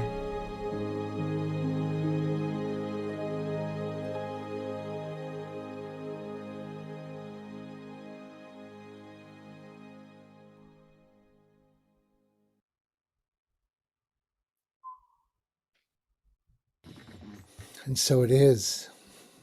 Each one of us has our own crucible to climb and to enter and to face around the unknowns that we're facing. And together we're better, and together we can do this. And I'm excited at all the opportunities we have to bring ourselves in unity together. Aho, I love you all, and I'm with you. Oh, aho, Gary, that was so beautiful, so powerful, and so perfect. Thank you. Thank you for sharing that. That was so magnificent. I look forward to experiencing that again very soon, collectively. Beautiful piece, beautiful words, beautiful prayer, and a beautiful moment. I don't know, friends, if you've been looking at gallery view, but just to really feel the light coming from all of those squares, this beautiful powerful, committed, devoted change makers in everyone. And collectively, we are we are a force that cannot be measured. And just to feel into that moment together, Gary, with you and the circle here was very, very powerful. Thank you to you. Thank you to Marianne Williams as well. Marianne Williamson. Thank you. All right, so we have more wonders and goodness and greatness to get to. The evolutionary leaders has been an incredibly important part of the evolution for so many of us. I know for John and I, it's been an incredibly important community. Certainly in my perspective, since Dr. Kurt Johnson connected me some years ago, and it's just gone from strength to strength to strength to strength, and doing amazing work both internally and also out in the world. And the evolution of the synergy circles is a really powerful development. It's big time power by connecting all of these different fields together, and none better at connecting them all than the master of synergy himself, Kurt. Kurt, it's wonderful to have you with us. Oh, thanks so much. In other words, I'm not going to say that much here because I also need to comment later when Robert asked me to talk about my article in Trends. But to say that we are really excited about the potential of the Evolutionary Leaders Circle and its 250 members and another 200 thought leaders who work with us through the synergy circles to really be a part of creating this coherence that we're talking about. John talked about it, Adil talked about it, everybody's talked about it. The potential of what we can do together if we are really coherently coordinating and visioning together to make an impact on this vision that has to go out at this critical time. We really have that potential. And what's exciting now is that a lot of us are working full time at just making those connectors, doing the memos, shuttling the paperwork, creating the contracts, bringing the people together and making the plans and to create that collective messaging. So that said, we're serious, we're excited. And with that, over to the Reverend Deborah Moldow, who is the director of the Evolutionary Leaders in beautiful Mexico. Well, thank you, Kurt. Thank you, Ben. And heartfelt thanks to everybody on this call. Not only am I beyond inspired by all of the sharing that's happened and the prayer that we just experienced, but I'm so aware that there are more than 100 people on this call right now, live in the Zoom room, more through the Sign Network, and everyone is helping lead the evolution. Everyone has a role to play. And the wonderful work that Kurt has been doing to help the evolutionary leaders become more than a community of mutual empowerment, which it has served very well as since its inception about 15 years ago. But now to be able to reach out into areas where people can both come together with their thinking, as Jude Currivan demonstrated with the unitive new narrative statement that came through one of our synergy circles, and also begin to move into action areas. And it's just not possible for everyone to do everything. So the whole point of the synergy circles is to bring people together in the fields that are their passion, to share ideas and to share ways of moving forward together. And that's why we're so excited about this new synergy circle emerging for unity and peace, because that is what this community is about. And everyone in this community is welcome to be part of that synergy circle. And you can go to, Kurt, maybe you can put the synergy circles link in the chat. Everyone can go there and see information about all of the synergy circles. You can contact Ben or John about the Unity and Peace, the UP circle, or you can contact Kurt about any of the circles and express your interest and show your support. And another powerful way that the evolutionary leaders are moving into more outreach right now is through a brand new initiative to create an evolutionary partnerships circle with all of the aligned organizations and conscious businesses. Look, we know we're not the only ones doing this. It is the networking of networks that's happening right now. That's what's so powerful about the Sign Network. And that's what's so powerful about Unity Earth's amazing open invitation for everyone to bring your gifts, your service, your vision, and your work in the world into the Magic Canoe so that we can all synergize and we can all be part of this together. This is bigger than all of us. And I really want to highlight what Adil said. This is what the beginning of world peace looks like. I know it's crazy with a horrible, horrible war going on in Ukraine and unimaginable suffering there. But look how the world is coming together to say, this isn't what we do anymore. This is part of the old energy, and maybe some of that old energy needs to karmically work itself out. I mean, that's my hope, is that all of this suffering is serving a real purpose to bring us forward into the new world that we all want to build together. So to every one of you, hats off. Congratulations. You showed up here because you're part of it. And you are helping lead that evolution. So on behalf of the Evolutionary Leaders Circle, we honor all of you and we thank you. So beautiful, so powerful. Thank you for your leadership, Deborah and Kurt, and mentorship to so many evolutionary leaders and change makers, both inside the Evolutionary Leaders group and in the world. And this partnership circle is very exciting. And there is the meeting of the Unity and Peace Synergy Circle, which is coming up April the 5th, I believe. It's Tuesday, April the 5th, and it's 4 p.m. Eastern Daylight Time. And the links are in the chat. You have to go scroll back to find them, but they're there. Thank you, Kurt. Thank you, Deborah. Robert's here. We're going to talk about Trans Magazine before we finish. But before we do, continuing in the theme of nature, and nature is calling very, very powerfully.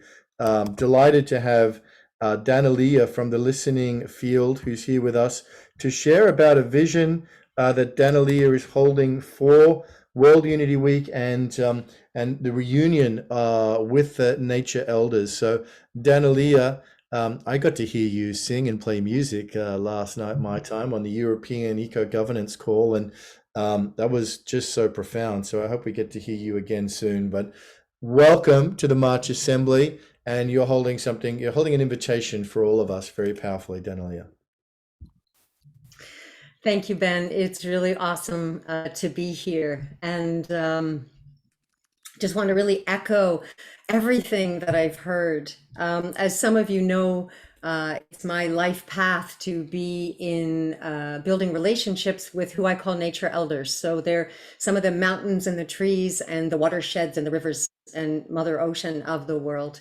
And I wanted to just share a few updates on what's been coming through. So first of all, I want to say that yesterday, World Water Day, I had the opportunity to make 2 offerings. And when I was in the water field, there was so much excitement. There were so many human beings who were connected to their waters in their own way with their love and their joy and their prayers. And it was so obvious from what I also heard and saw from others, how much we're at this place where we're actually embodying it. So when we talk about, this emergent space where we're at, we are at the place where we are becoming the peace. We are becoming and incarnating the harmony. And part of that comes from the synergy that is now happening between us as individuals and the nature relatives that we live with. So I wanted to share, first of all, that something about the Sounds of Peace, which I saw the card on the Trello board that was so beautiful. Share that there's been some of us who are connecting with Mother Earth and going down into the bedrock who would have known that the bedrock elders are actually, they embody peace. But what we've been doing, and today was the 24th day, is we go into this imaginal realm and we connect with Mother Earth, and we go under the Ukraine and Russia, and through sounding and toning, we're offering waves of peace, of blessing. And of course, they connect with all of the ones that millions and billions of other people are offering. But what was remarkable today was in this visualized realm, when I bring us up in this lightly guided way, when we come up to the surface, several of us were aware that peace was actually turning into matter. We could feel it. This is in the subtle realm, still in the subtle realm, but we could feel peace was becoming matter, like in the trees and in the buildings and in the air, and was being breathed. So I just wanted to say that from where I connect to, all of what we are doing is turning into matter. It matters. So let's keep going. So the next thing that I want to share is there is a vision that is living in small streams inside of me. So it's not all here yet.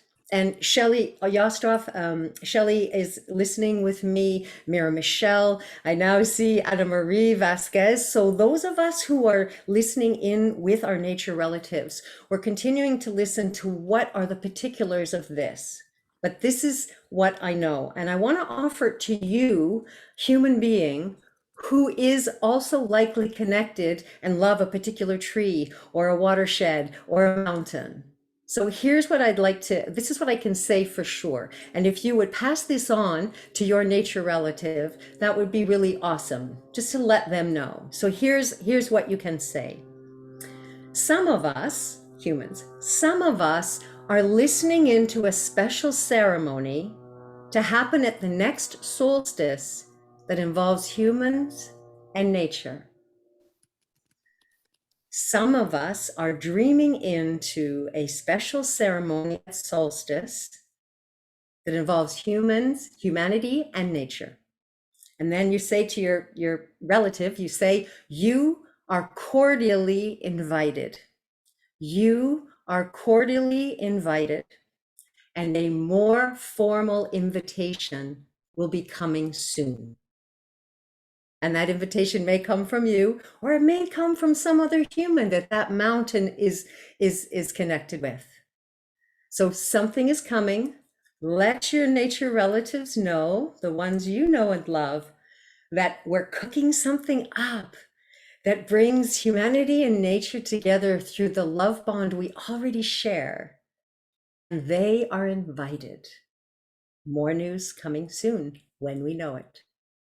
That's it.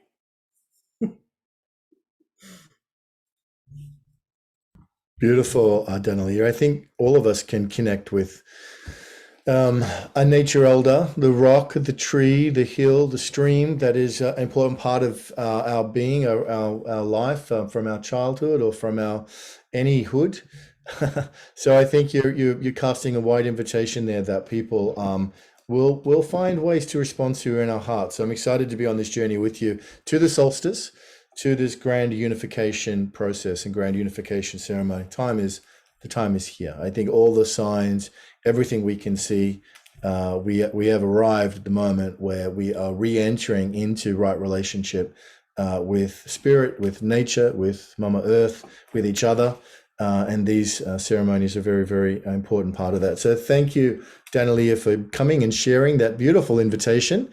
Who are you going to bring to the grand unification ceremonies? Who are you going to bring? Who are you going to take? So thank you very much for that. And we'll hear more about that as we go forward very, very soon. Thank you.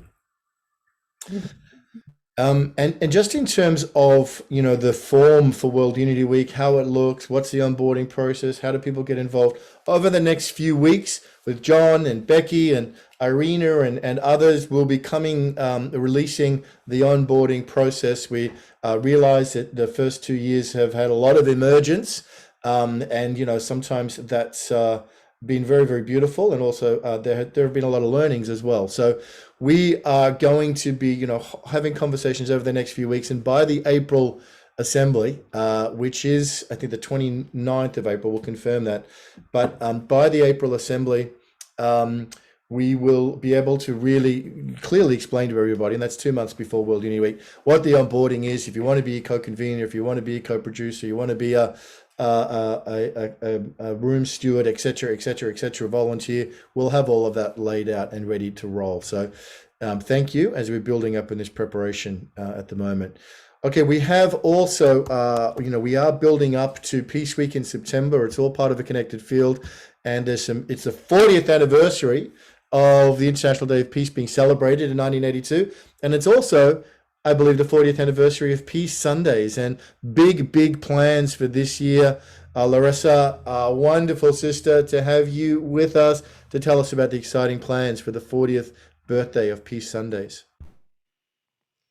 Thank you, Brother Ben. It's an honor to be here with our global family.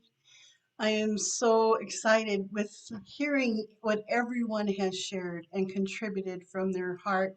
It has just made me even more excited to share with you about the 40th anniversary of Peace Sunday. I'm going to take us to my Peace Sunday website and just kind of guide you through what we're doing. And here we go.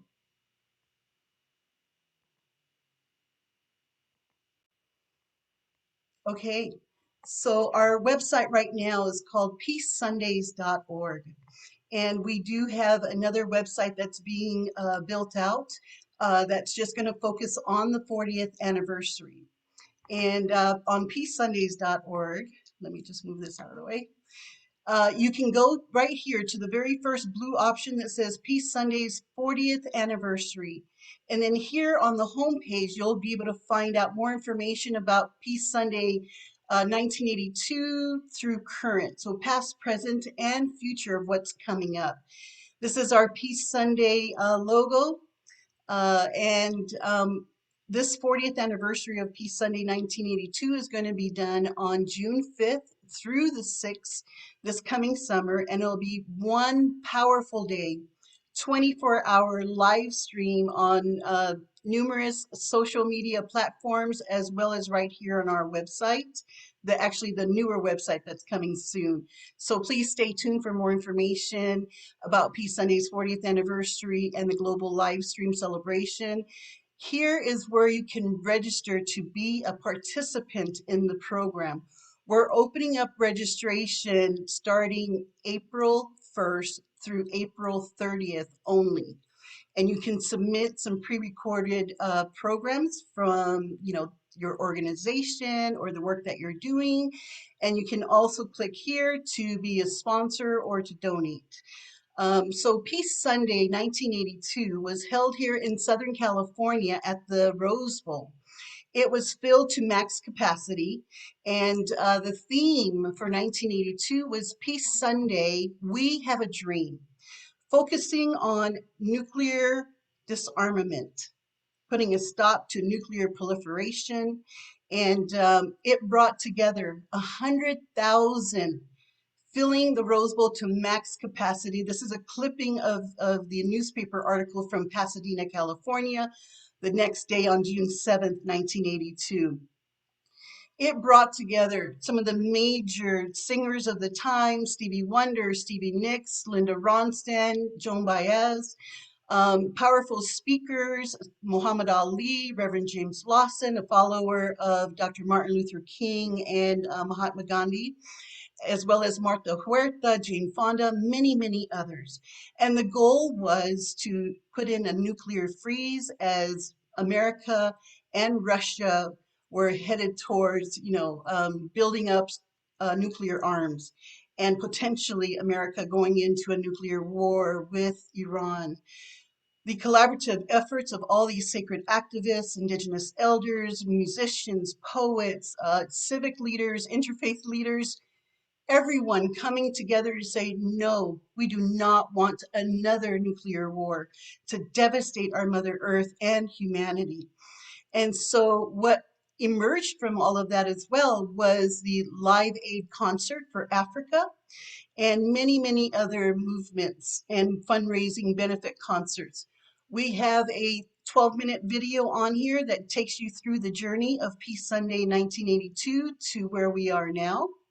And then We are selecting some wonderful co-producers and associate producers to help us with this giant effort, but I know that with all of us coming together and maximizing our resources and our love for peace and unity and oneness, it will be effortless because I know that the universe will step forward and conspire with us to make it happen.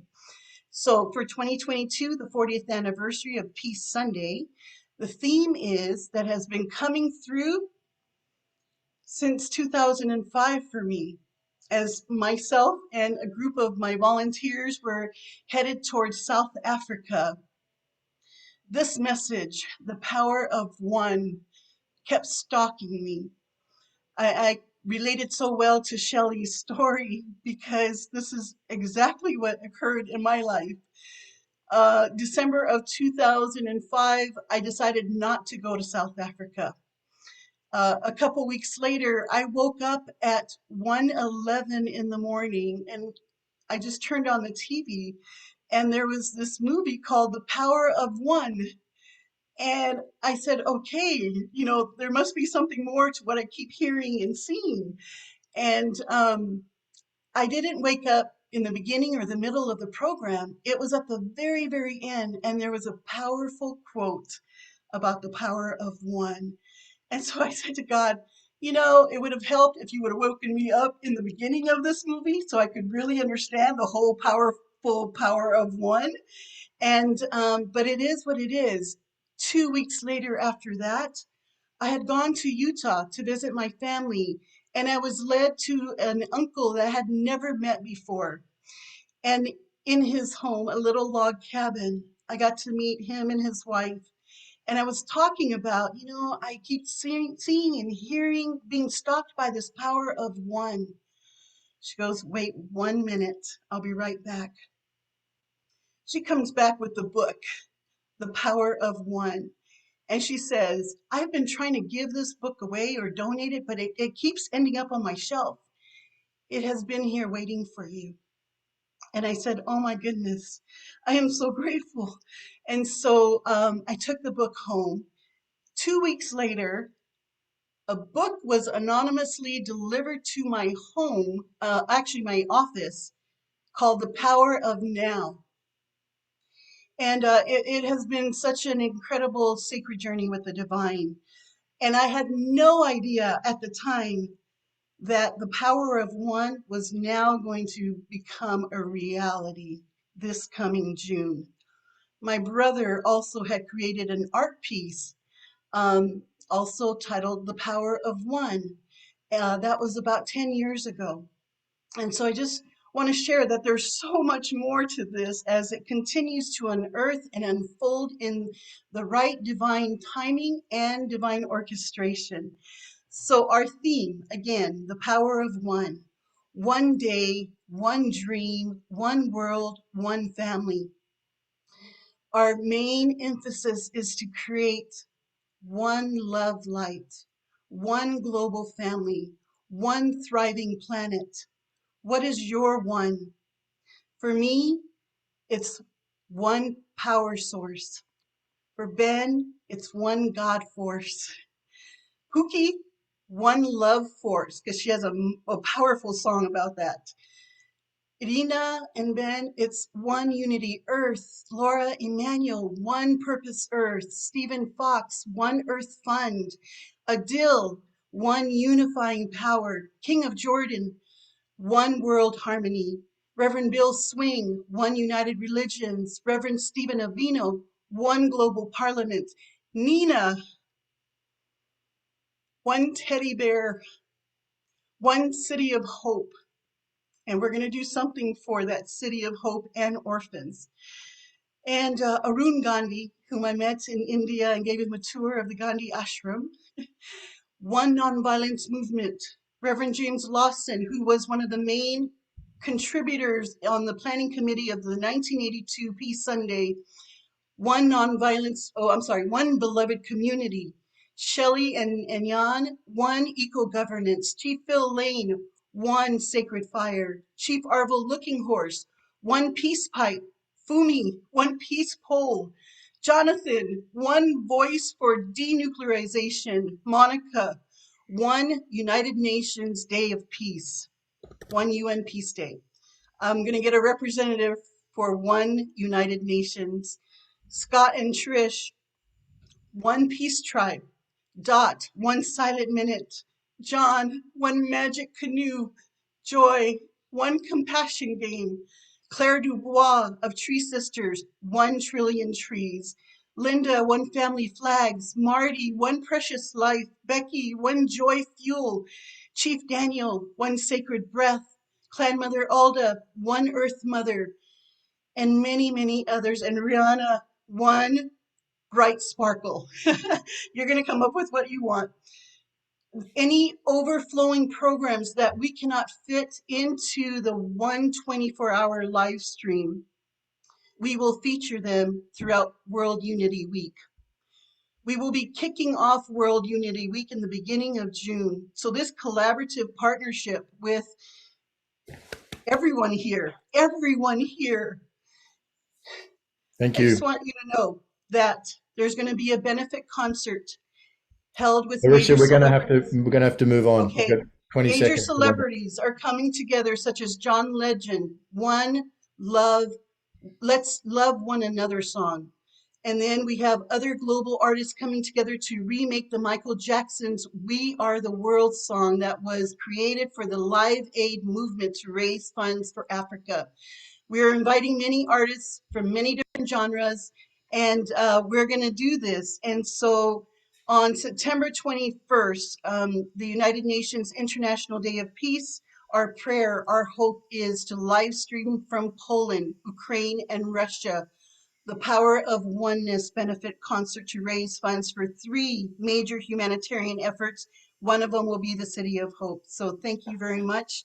We are one global family. We are the power of one, and may unity and peace prevail on earth.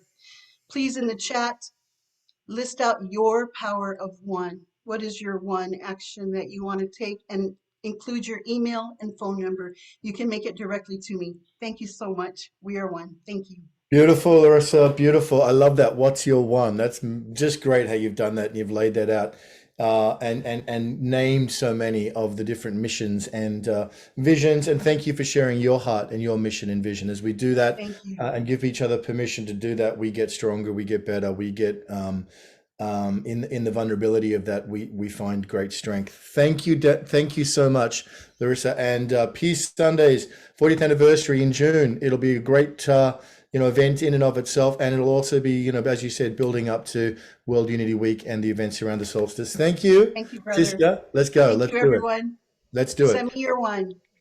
Now, something amazing happened during the week was the release of Trends magazine. I've got to say, it's just beautiful. If you haven't donated and got Trends magazine already, do it. This edition is amazing, Robert.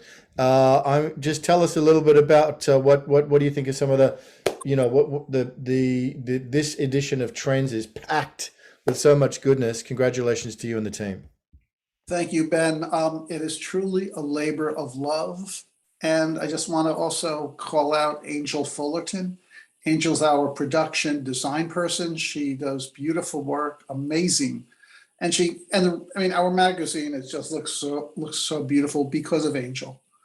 Her contributions, I can't even say enough about what Angel does. But again, this is a collaborative effort. It's a quarterly magazine in which we highlight all the amazing work that's being done by organizations around the world, by individuals around the world for social change, meaningful change, and social justice. I'd like to thank you for your contribution, Kurt, John Raymer, and so many others. So in this edition, which we're so very proud of, we focus on 3 main things. So we have a wide variety of articles. We focus on International Women's Day. We focus on the month of the environment, culminating in Earth Day, but also we bring attention to what's going on in the Ukraine.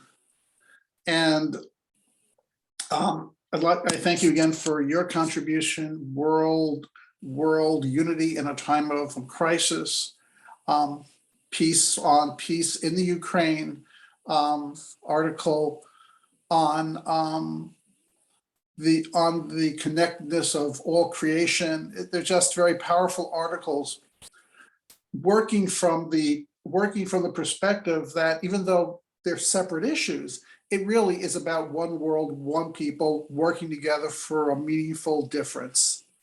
And again, it's a labor of love, and thank you for giving us this opportunity to share it. It's available at trends.we.net, and I hope everyone gets a chance to look at it, as well as at some point making a contribution to it. It's a part of the larger family that so many of you are a part of. Thank you, Robert. But magnificent work. Trends is awesome. We're going to make sure the link is in the chat so people can get to it. And Kurt Johnson, you write the lead article. Tell us about it. It's brilliant.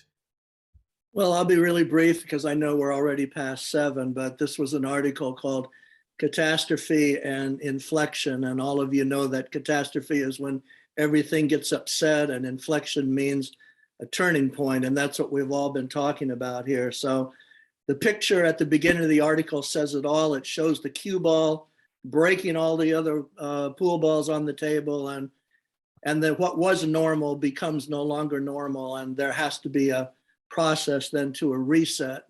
And then commenting that science actually defines catastrophe in the sense of the course of evolution as anything that so fundamentally changes what's normal that everything is thrown out of whack and it has to go through a major reset. And of course, all of evolution and history has gone through these kinds of bottlenecks, and we're at that kind of bottleneck now. So David Sloan Wilson's 100 sociologists said we actually have 4 simultaneous catastrophes going on right now. Each of them would be enough to cause this inflection point. But as you all know, the pandemic was one of them. It upset what we considered normal across so many areas of how we live. The other is the information wars, where no one can even decide what's true anymore, what's a fact, which is a recipe for disaster. They consider that another catastrophe. The other one they point out is the erosion of democracy all around the world by the building up of myths about charismatic leaders who then become dictators. And think about it, right now, the entire future of the world and whether or not we have that World War III depends on what's in the mind of one person. Unbelievable. That's insane. With 9 million people on the globe, that whether we actually have a World War III depends on Vladimir Putin. And then the fourth one, of course, is another major war breaking out, across the major cultural centers of our world. So everybody has said this. I know you have invited the same conversations with your friends, and we really just have to be a part of that reset. I think it's very, very simple. You all said it earlier. When is enough enough? Where we just stand up and we really set some new norms for what is acceptable behavior and what is not acceptable behavior. And of course, we're the whole group that's coming from the heart, from the wisdom traditions, from the message of altruism and science. And so we have our work cut out for us. So let's head for that reset. And that's pretty much it in a nutshell. All right. Wonderful. It's brilliant, Kurt. It's fantastic. And I encourage everybody to get Trends magazine. You can get it for a small contribution, a small donation. It really is brilliant. Thank you, Robert. Thank you, Kurt. Thank you, everybody. We're going to, sorry? I just wanted to thank you.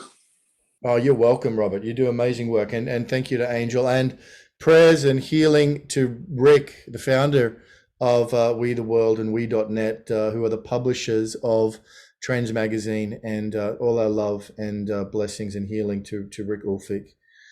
Well, dear friends, we're going to close with the musical offering. Thank you, everybody, for being with us. Please stay as we close out with Bob and Pookie. I want to thank each and every one of you. We had 15 or 16 presentations and offerings. We could have had 60. As I look at each of these squares, anyone here could have presented. For new friends who have joined us, thank you for being with us. This is an ongoing journey and one. Yes, brother. I wanted to thank you. Thank you so much for all the steadfast, dedicated love and support for all of us. Love you, brother. Didn't want this to end without that being said. I know everyone feels that way. Yes. We love you.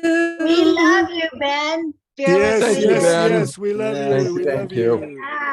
Yeah, Yeah, on Ben. fire for you. Love you. You're very sweet. You're very Tidal sweet wave of family. love. It's a tidal wave of love for you. Thank We you, don't Brother do it Rama. to be sweet. We do it because it's true. Yes, I feel it. I receive it. Thank you. And I'm really excited by this sharing of our hearts together. What Shelley shared at the top. These callings, these visions, they're very dearly personal. I know it's part of what Ariel with Sacred Stories is wanting to achieve, the normalization of the sharing of the mystical process, what Danielea is doing with the nature elders, what Shelley's doing with EcoGovernance, what each one is doing in their own way. And we're all called. And I love that. I think Deborah Moldow said it so powerfully. Everyone is called here. And there's no mission greater or lesser or better than anyone else's. It's what we can achieve together. And John, you're an incredible model for leaning into that synergy. And we're all getting better at it. Yeah, we're all getting better at the work of Kurt and Deborah and so many others. Thank you.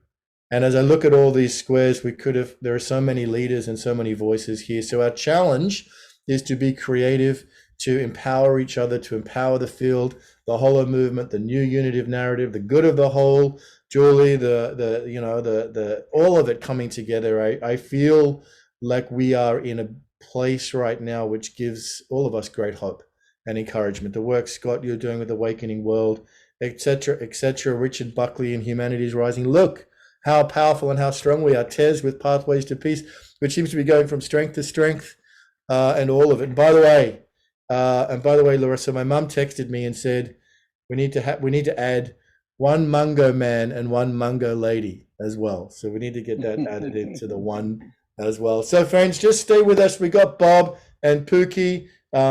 Phil Lane, you're with us. Welcome. It's always great to have you with us. I want to acknowledge your presence.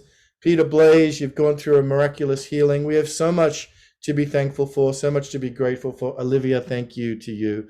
It does, sometimes this journey does take, you're kind of playing chicken with the universe sometimes. You're never sure if it's going to come together. And the support we get along the way, the encouragement, and the financial support, which we do need to do World Unity Week and to do Peace Week the way that it deserves to be done, at scale, professional, world class. It takes money. So, I'm going to put that out there as well. If anybody wants to be a co-sponsor, or maybe you just want to contribute something, I want to put that out there as well. So let us conclude with some music. Bob Baker and Pookie Lee are going to sing us out. Let's enjoy this, friends. Thank you, everybody. Well, some of you know this song. This was presented last year for World Unity Week. And some of you may be even hearing it again as Scott is using it for the Awakening World. So here it is. I think this is a perfect song. We have other new songs, but I think for this moment right here, this is the perfect one. Thank you, Scott, for sharing our music on your show. It's so amazing. Really is. It's such a great song. And I want to say so many people have commented on, oh my God, that is like the theme for our Awakening World. So God bless you both for creating it. And it's really, really wonderful that we start every show with it. Thank you. Thank you so much. We appreciate it. All right.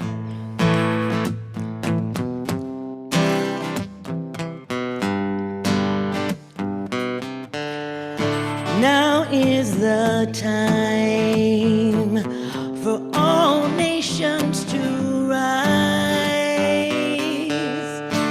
united in one vision for all of mankind, standing strong as a force field of love and light.